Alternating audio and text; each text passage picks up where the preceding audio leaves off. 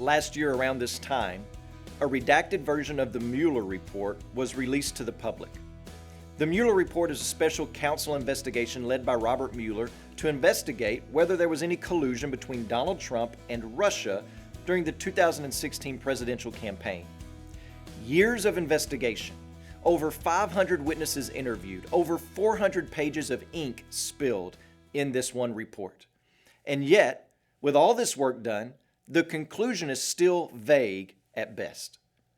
If that's the case for a highly sophisticated, years-long, 21st century investigation by top-notch lawyers and investigators, how confident can we be in a report that was written 2,000 years ago by a middle-class fisherman attesting to the most incredible, fantastic, outlandish story ever known to man?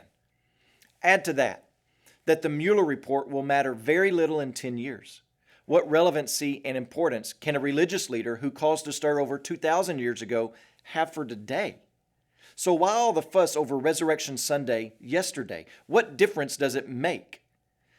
The resurrection of Jesus Christ is so important because it's an historical reality that brings eternal relevancy to your life right now. This story of Jesus was written by one of the closest followers and friends Jesus had while he walked this earth. His name was John. And John is set out to write about the life and events of Jesus, selecting a handful of the events and doings in the life of Jesus that prove that Jesus was no ordinary human being, but rather Jesus is who he claimed to be, the Son of God, the Savior for all those who would trust in his life, death, and resurrection. But all of this hinges on one event, and that's Jesus' resurrection. It doesn't matter at all the things that Jesus said when he was alive if Jesus is dead today, because Jesus made extraordinary claims about himself. But if Jesus did rise from the dead, then everything must change. And so John has written this gospel, and especially John chapter 20, in a detailed way to show us that the place where Jesus was buried after his death was empty 3 days later. John chapter 20, verses 1 through 7. Now on the first day of the week, Mary Magdalene came to the tomb early, while it was still dark, and saw that the stone had been taken away from the tomb. So she ran and went to Simon Peter and the other disciple, the one whom Jesus loved, and said to two of them, "They have taken the Lord out of the tomb, and we do not know where they have laid him."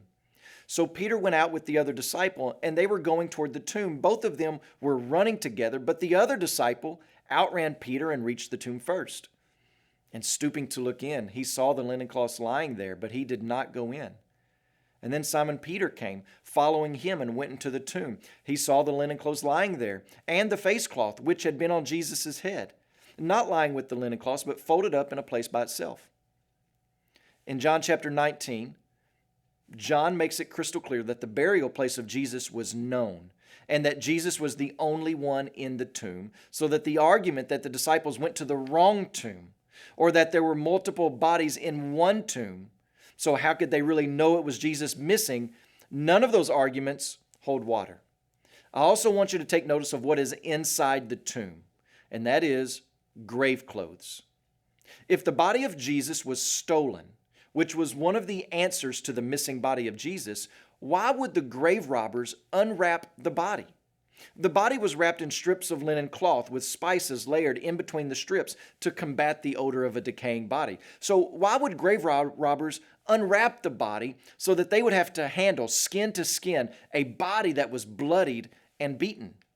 And add to that, why would they neatly fold back up the linen cloths along with the wrapping that had been placed around Jesus' head?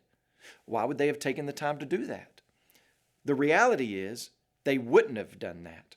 The reality is that something else took place, something else more dramatic than a grave robbery. The explanation that makes the most sense, that aligns with the facts of history and also with the message of Jesus, is that Jesus was raised from the dead. And because of that, you can walk with him today. So today, please pray for Brian Reisner and his family, our missionaries in Romania, as they proclaim the good news of this resurrection. And also remember the Giha Life Word broadcast in Tanzania.